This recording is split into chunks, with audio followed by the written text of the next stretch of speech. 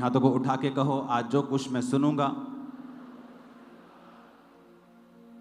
मैं उसे याद रखूंगा और फलों को लेके आऊंगा प्रभु यीशु मसीह के नाम में। जितनी हाथों में ताकत है तारीफ कर दो एक बार।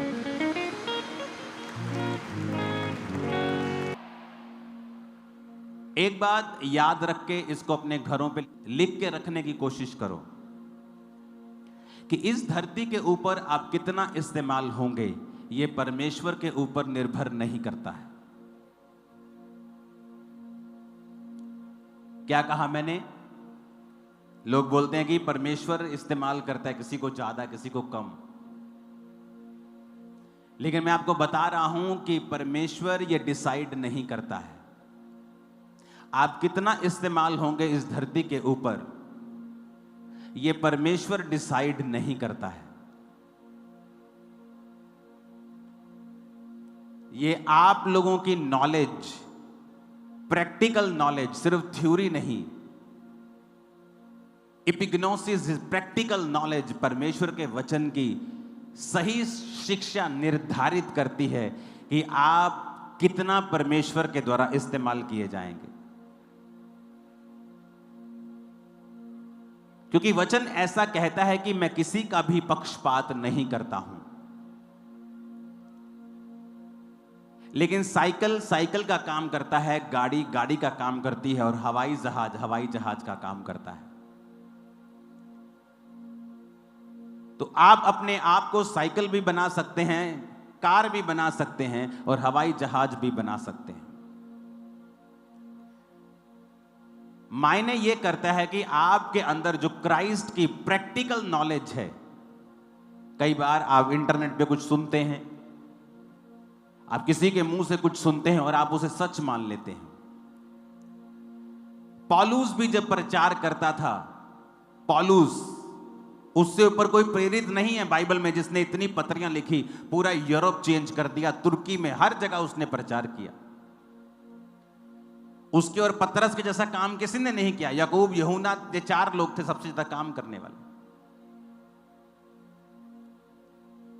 और वचन कहता है कि जब पौलुस प्रचार करता था तो लोग घरों में जाके ढूंढते थे पवित्र शास्त्र से कि क्या पौलुस ने जो प्रचार किया है सही किया है।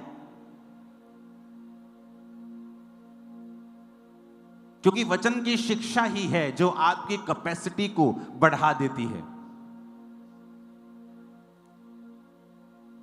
कुछ डिलीवरेंस ऐसी है आप 1,00,000 बार भी ले हैंड करा लेंगे, आपकी लाइफ में नहीं होंगी। वो तब होंगी जब आप अपनी जिंदगी में से एक ऐसी कमी को, एक ऐसे पाप को त्याग देंगे जो वचन के अनुसार नहीं है पर आपको मालूम नहीं है।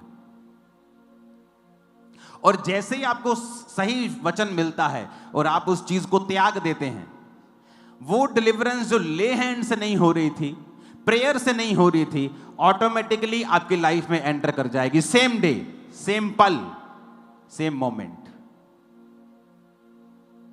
वो डिलीवरेंस आपके हस्बैंड का साल्वेशन भी हो सकती है,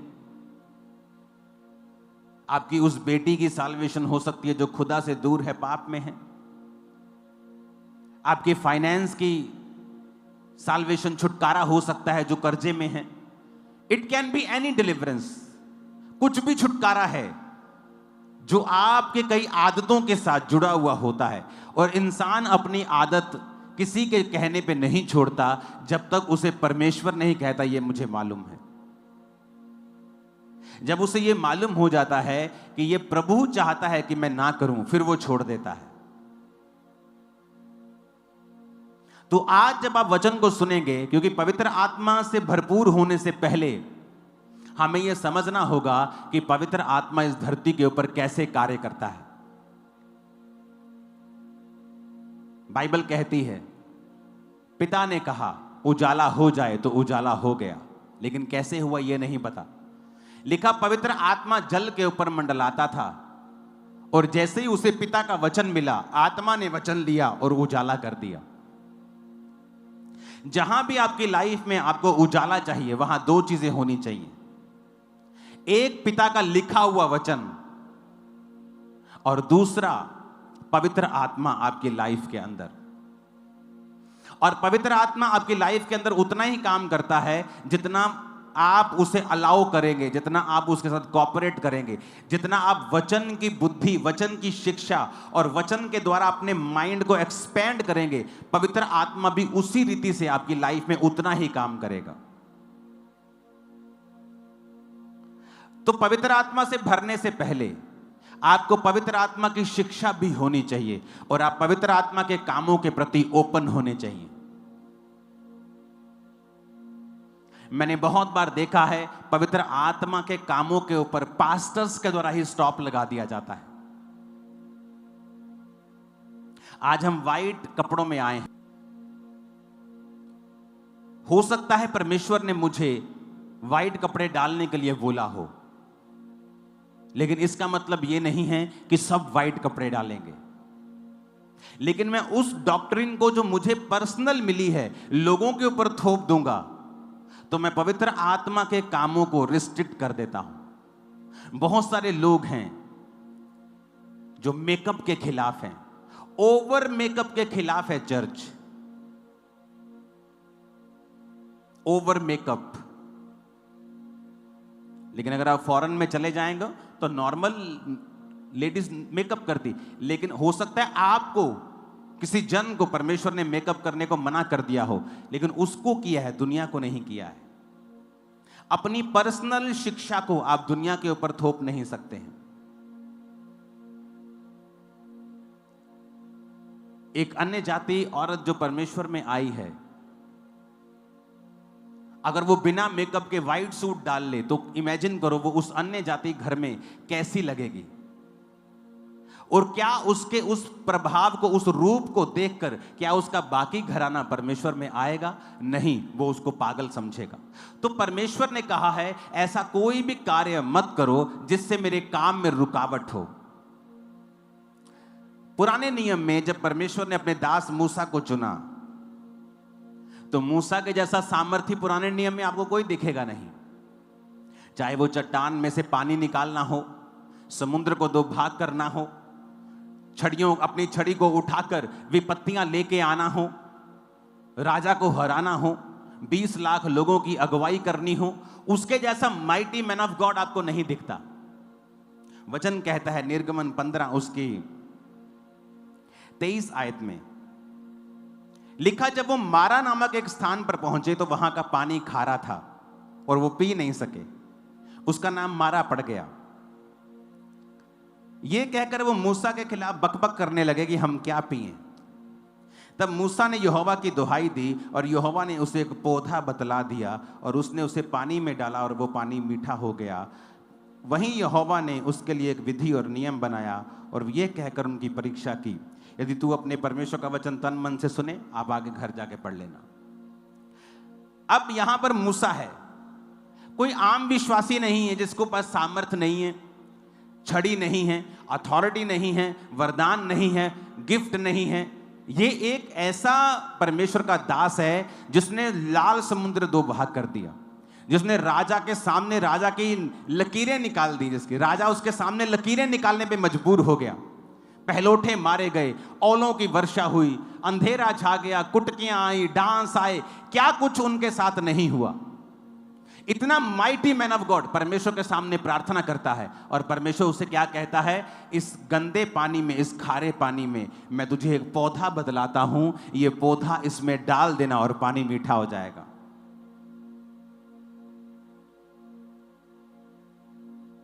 अब वहां पर परमेश्वर ने एक पौधे को इस्तेमाल किया। परमेश्वर ने नहीं कहा मूसा प्रार्थना कर और अपना हाथ रख, मैं उस पानी को ठीक कर दूंगा। परमेश्वर ने कहा ये पौधा ले और इसमें डाल दे। दूसरा राजाओं 2 उसकी 19 से लेके 21 आयत तक हम पढ़ेंगे। उसमें लिखा है, नगर के निवासियों ने अलीशा से कहा, देख ये नगर मन भावने स्थान पर बसा है और जैसा मेरा प्रभु देखता है, परंतु पानी बुरा है और भूमि गर्भ गिराने वाली है। उसने कहा, एक नए प्याले में नमक लेकर मेरे पास आओ, और वे उसे उसके पास ले आए।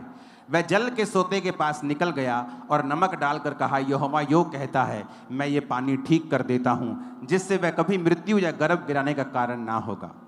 अलीशा के इस वचन के अनुसार पानी ठीक हो गया और आज तक वो ठीक है। तारीफ करो जोर से खुदावंद। अब कौन था अलीशा?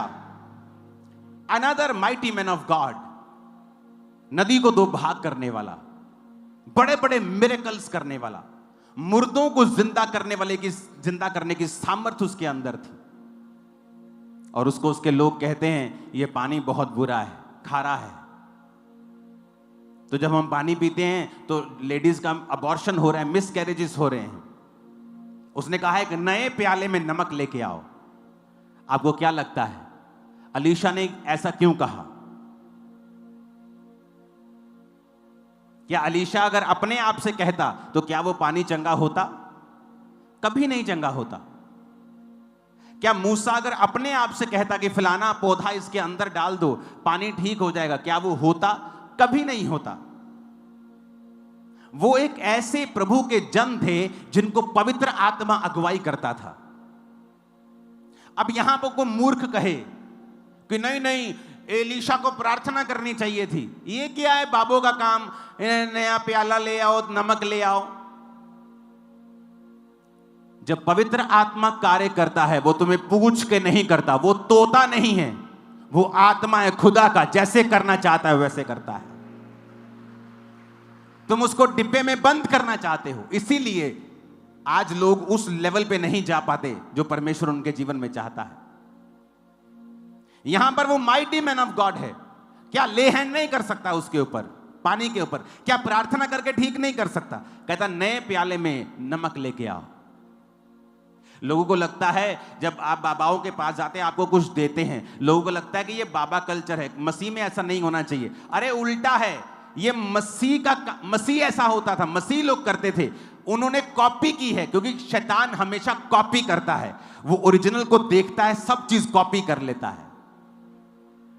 आपको समझ आ रही मेरी बात? वो बाबाओं का काम नहीं था, वो बाबाओं ने कॉपी की है बाइबल की, परमेश्वर के कामों की। अगर आप चेक कर लें, आपको जाओ चेक कर लो, कॉपी की है बाइबल की, जाओ ऐसा कर लो। लेकिन वो तो परमेश्वर की आत्मा के द्वारा नहीं कह रहे, ये तो प्रभु की आत्मा ने कहा जाओ नए प्याले में नमक लेके और उसमें डाल दो। बुरा कब होगा? बुरा क्या है? बुरा ये है जब वो नमक 25-25 हजार में बिकने लग जाए। बुरा ये है कि वो पौधा 50-50 हजार में बिकने लग जाए। तेल बुरा नहीं है, बुरा ये है कि ये तेल जब हजारों रुपए में बिकने लग जाए। जब आपको दिया गया है फ्री, आज ये वही कार्य करेगा जो अलीशा की लाइफ में हुआ था, जब मूसा की जिंदगी से हुआ था, वही करेगा ये। और लोगों को मालूम नहीं कि ये पवित्र आत्मा कर रहा है, तुम्हारे कहने से रुकने वाला नहीं है। ऐसी हजारों घटनाएं हैं बाइबल में। क्या मूसा सामर्थी नहीं था? क्या वो प्रार्थना नहीं कर सकता था? क्या यहोवा उसकी विनती नहीं सुनते थे? क्या अलीशा सामर्थी नहीं था? क्या परमेश्वर उसकी प्रार्थना को नहीं सुनता था? लेकिन इसीलिए कहा जाता है कि जब आप चाहते हैं पवित्र आत्मा आपको इस्तेमाल करे, अपने आप को परमेश्वर के हाथों में सौंप दे। सियाने बनने की कोशिश ना करें, परमेश्वर को सिखाएं मत कि नहीं तुझे मेरी प्रार्थना के द्वारा ही काम करना है। उससे सियाने मत बने, परमेश्वर उसके सामने बच्चे बने और अलाउ करे होली स्पिरिट को कि वो किस तरह से आज आपको इस्तेमाल करता है। आप किसी के घर में जा रहे हैं सुसमाचार प्रचार करने, हो सकता है आप बड़े सरमन सोच के गए हों, लेकिन जब आप वहां पे पहुंचे, अगर आप पवित्र आत्मा के जन हैं, पवित्र आत्मा हो सकता है आपसे बोले कि नहीं, इससे प्रचार की बात मत कर, इससे बिजनेस की बात शुरू कर। आप उससे बिजनेस की बात शुरू करते करते कैसे वो प्रचार के रूप में आप बाद में उसे चेंज कर देंगे, और कैसे पवित्र आत्मा उसको छू लेगा और आप वचन से उसे ऐसी शिक्षा दे देंगे कि उसको मालूम भी नहीं होगा और वो मसीह में आ जाएगा। ये पवित्र आत्मा का काम है। लेकिन उसके लिए आपको खुला रखना पड़ेगा अपने आप को कि होली। आज लोग समझते हैं अपने आप को सियाने, अपने आप को मूर्ख समझो। पवित्र आत्मा के हाथों में अपने आप को दो ताकि वो कैसे काम करता है। बाइबल देखो, बाइबल भरी भरी पड़ी है। दूसरा राजाओं 20 उसकी 4 से लेकर 7 आयत तक हम पढ़ेंगे। उसमें लिखा है, तब ऐसा हुआ कि यशाया आंगन के बीच तक भी जाने नहीं पाया था।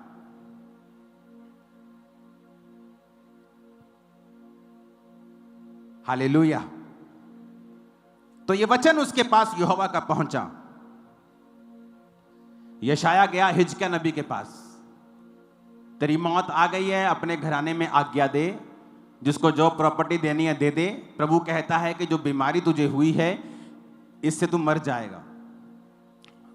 हिजकिय्याह रोया, प्रभु के सामने उसको अपने पुराने सारे रिकॉर्ड ले आया कि प्रभु मैंने अच्छी तरह से तुझे माना है। तो लिखा भी यशाया मैसेज दे के वापस नहीं पहुंचा भी नहीं था, परमेश्वर फिर से यशाया को कहता है कि लौट कर मेरी प्रजा के प्रधान हिजकिय्याह से कह दे कि तेरे मूल पुरुष दाऊद का परमेश्वर यहोवा यूं कहता है कि मैंने तेरी प्रार्थना सुनी और तेरी आंसू देखे हैं। देख, मैं तुझे चंगा करता हूं, परसों तू यहोवा के भवन में जा सकेगा। मैं तेरी आयु 15 साल और बढ़ा दूंगा। मैं अशूर के राजा के हाथ से तुझे और इस नगर को बचाऊंगा, और मैं अपने निमित्त और अपने दास दाऊद के निमित्त इस नगर की रक्षा करूंगा।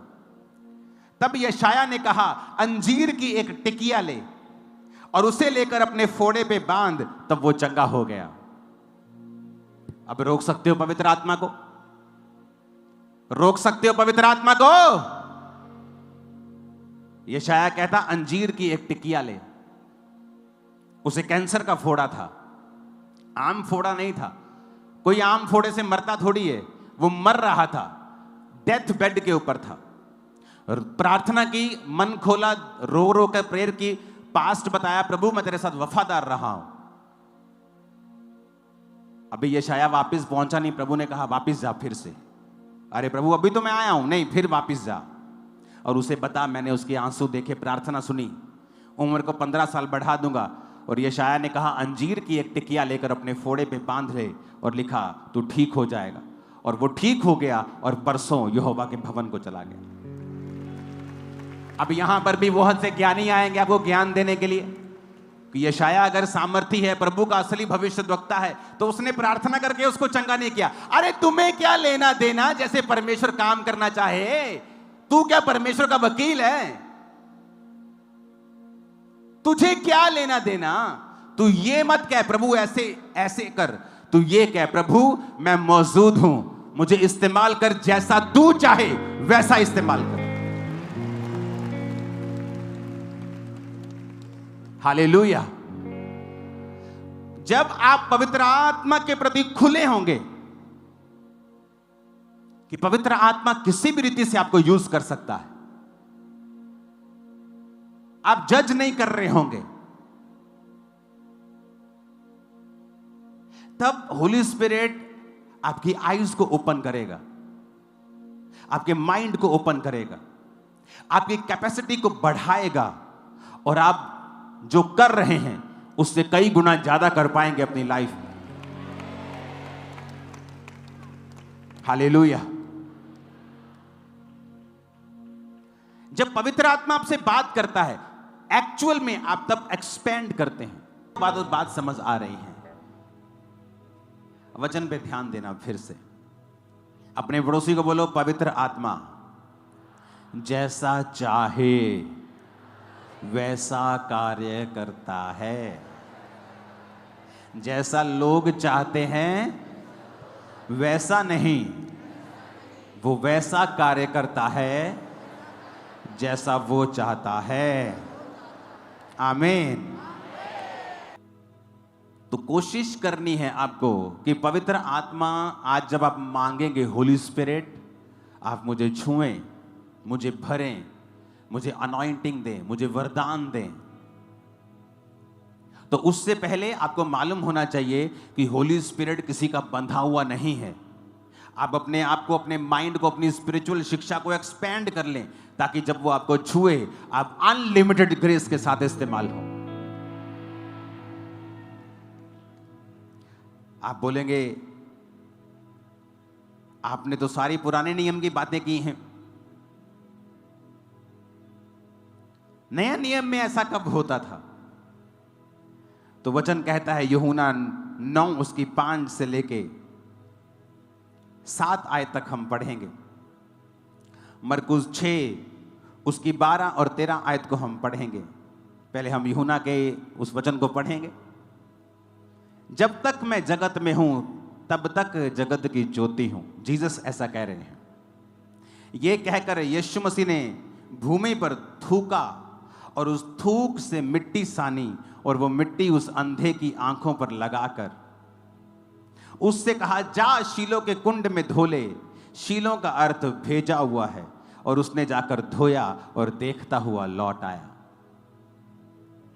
जीसस, जिनके हाथों में, जिनके कपड़ों में इतनी ताकत थी कि कपड़े छूकर लोग ठीक हो जाते थे, कपड़ों के छोर, कपड़ों से निकलते हुए धागे, जो यहूदी ट्रेडिशन में लोग कपड़े डालते थे उनमें धागे लटकते थे, और 12 साल की औरत ने कपड़ा नहीं, कपड़े का लटकता हुआ धागा छू लिया था तो चंगी हो गई थी। वो जीसस, आपको क्या लगता है अपनी मर्जी से कर रहे थे? कहते नहीं, जो कुछ मैं पिता को देखता हूं करता हुआ वही मैं करता हूं। जो उसको आत्मा ने कहा कि थूक, आज विश्वासी के सामने पास्टर को थूक कर कुछ करना हो तो पास्टर डर जाता है कि ये लोग मुझे ट्रोल करेंगे, मेरे बारे बुरी बातें कहेंगे। लेकिन एक सच्चा पास्टर ट्रोल से डरता नहीं, वो ट्रोल को हवाओं में उड़ाता है, परखच्चे उड़ाता है ट्रोल्स के। वो उसे रेपुटेशन की परवाह नहीं है, उसे वचन सुनाना है, अपने स्पिरिचुअल असाइनमेंट को पूरा करना है। तो जीसस ने आत्मा को सुना और मिट्टी सानी, मिट्टी को गीला किया और उसकी आंखों पे लगा दिया कि जा और शीलो के कुंड में धो ले। अब आप जीसस को बोल दो कि तूने हाथ लगा के उसको चंगा क्यों नहीं किया? क्यों ले हैंड नहीं किया? ले हैंड के अलावा और कोई हीलिंग नहीं करनी चाहिए। लेकिन जीसस ने वही किया जो आत्मा ने कहा। मरकुस 6 उसकी 12 और 13 आयत को पढ़ेंगे। तब चेलों ने जाकर प्रचार किया कि मन फिराओ, और बहुत सी दुष्ट आत्माओं को निकाला और बहुत से बीमारों पर तेल मल के उन्हें चंगा किया। अब चेलों को भी बुरा कह दो। जब चेले खुदावंद से सामर्थ पाए हुए थे, जब चेले खुदावंद के द्वारा अभिषिक्त थे, तो फिर तेल मल के चंगा करने की जरूरत नहीं थी उनको। लेकिन चेलों को भी परमेश्वर ने कहा था, आत्मा तुम्हें सिखाएगा तुम्हें क्या करना है। प्रेरितों के काम 19 उसकी 11 से लेके 16 आयत तक पढ़ेंगे। परमेश्वर पौलुस के हाथों से सामर्थ के अनोखे काम दिखाता था, यहां तक कि रुमाल और अगोछे पौलुस के शरीर से छुआकर बीमारों पर डालते थे और उनकी बीमारियां जाती रहती थी और दुष्ट आत्माएं उनमें से निकल जाया करती थी। जितनी ताकत है ना हाथ में, तारीफ कर दो खुदा के वर्ड के लिए। खुदावंद का वचन थप्पड़ है, यह डंडा है, यह जवाब है। हालेलुया। क्या लिखा? रुमाल, अगोछे। 13 आयत में लिखा, कुछ यहूदी झाड़ा फूकी करते थे कि दुष्ट आत्माओं को यह कहकर कि प्रभु यीशु के नाम पर फूंकते थे कि जिसका प्रचार पौलुस करता है, हम यीशु के नाम पे तुझ पे फूंकते हैं। सिकवा नाम के एक यहूदी के 7 पुत्र थे जो ऐसा ही करते थे। दुष्ट आत्मा ने उत्तर दिया, यीशु को मैं जानती हूं, पौलुस को पहचानती हूं, तुम कौन हो? और दुष्ट आत्मा उन पर लपकी और उनके वश में लाकर उपद्रव करके उनको नंगा करके कपड़े फाड़ के भगा दिया। शैतान ने क्या किया? कॉपी की। किसकी? परमेश्वर की। उसके अपने पास ओरिजिनल कुछ नहीं है, वो कॉपी कैट है। वो मत सोचो कि ये बाबाओं ने कहा है कि ये ले जाओ, वो ले। ये परमेश्वर के लोगों की नकल की है उन्होंने। अलीशा तेरे पास क्या है? मेरे पास थोड़ा सा तेल है, जा बर्तन मांग ला और तेल उंडेल और ये तेल भर जाएगा और जा और अपना कर्ज उतार ले। शैतान ने कॉपी की है। तो उसको बड़ा मत बनाओ ये कह के कि ये शैतान का काम है। अरे छोड़ो, पवित्र आत्मा से सब कुछ सीख रहे लोग। शैतान भी कॉपी कर रहा है परमेश्वर की, उसके पास अपना कुछ नहीं है ओरिजिनल। ये पवित्र आत्मा के काम थे जो बाइबल में लिखे हैं। कितने मेरी बातों को समझ रहे हैं? अब पौलुस के शरीर से रुमाल छुआकर लिखा, बीमारों पर डाल दो, बीमार चंगे होते थे। अब रोक लो पवित्र आत्मा को, रोक तुम रोक सकते हो क्या? तुम में इतनी हैसियत है कि पवित्र आत्मा को तुम रोक सकते हो क्या? उसके कामों को रोक सकते हो? अगर हीलिंग हो रही थी तो क्या शैतान कर रहा था क्या? अगर दुष्ट आत्मा निकल रही तो शैतान निकाल रहा था? शैतान को नहीं निकाल सकता। जीसस ने कहा अगर वो निकाले तो उसके राज्य में फूट पड़ गई। अगर उसके राज्य में फूट पड़ गई तो उसका राज्य बना नहीं रह सकता है। वो कौन था जो निकाल रहा था? वो परमेश्वर की सामर्थ थी, प्रभु का मसा था जो पौलुस के अंदर था। जब उसके ऊपर से रुमालों को टच किया जाता था तो लोग हील होते थे। परमेश्वर ने मुझसे कहा था रुमाल के ऊपर वर्ष लिखनी है कि जब वो वर्ष लोग पढ़ें कि यीशु के कोड़े खाने से हम चंगे हो गए, वचन हमेशा उनकी आंखों के सामने रहे। और रुमालों को अनॉइंट कर लोगों को भेज। हजारों गवाहियां हैं जब लोगों ने उस रुमाल को बीमारों पर लगाकर, हॉस्पिटल में लगाकर लोगों को छुआ है, वो खड़े हो गए अपने मुर्दा डेथ बेड से। हजारों, एक दो नहीं, हजारों टेस्टिमनीज। क्योंकि पवित्र आत्मा कार्य करता है जब आप उसको कार्य करने के लिए अलाउ करते हैं। अपने आप को बड़ा नहीं, अपने आप को छोटा बनाते हैं और बच्चे के समान उसके राज्य में काम करते हैं और अपने आप को उसके हाथों में सौंप देते हैं और अलाउ करते हैं कि होली स्पिरिट आपकी अगुवाई करे। ये पुराने नियम की नहीं, ये तो मैं नए नियम की बातें बता रहा हूं। जहां पर मिट्टी का प्रयोग हुआ, जहां पे तेल का प्रयोग हुआ, जहां पे रुमालों अगोछों का प्रयोग हुआ, जहां पर छाया का प्रयोग हुआ। पतरस की छाया से लोग चंगे हो जाते थे। तो क्या तुम पवित्र आत्मा को रोक सकते हो? अगर तुम रोकने की कोशिश कर रहे हो तो तुम पवित्र आत्मा को नहीं रोक रहे हो, तुम अपनी उन्नति और अपने लोगों की उन्नति को रोक रहे हो जो तुम्हें सुन रहे हैं। हालेलुया! ऊंची आवाज में हालेलुया का नारा मारो जरा।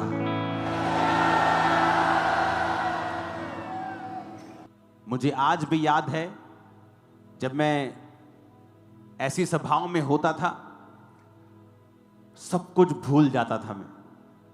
मुझे चोट ना लग जाए, मुझे नहीं मालूम होता था पीछे दरी बिछे तो दरी के नीचे सरिया है कि नहीं है। इतना मैं मस्त होता था प्रार्थना में। जब वर्शिप होती थी तो थोड़े से लोग होते थे, 500-700 लोग अटेंड कर रहे होते थे मीटिंग, और पास्टर के ऊपर मसा होता था। वो गिराता भी मेरे को ही था बार बार। उसे मालूम था शायद मैं रिसीव कर रहा हूं, तो पवित्र आत्मा छूता भी ज्यादा मुझे ही था। तो मेरे लोग मुझे पकड़ने में लगे रहते थे। कई बार वो भी आत्मा में होते थे और मैं नीचे गिरा हुआ होता था। फिर उठते थे, फिर प्रार्थना रिसीव करते थे, फिर गिरते थे। आत्मा से भरते थे, भरते रहते थे, अपने आप को फिल करते थे। और आज जहां क्रूसेड होता है, टेंट कम पड़ जाते, लाइटें कम पड़ जाती, हाथ खड़े करते थे लोग, बस जगह नहीं है।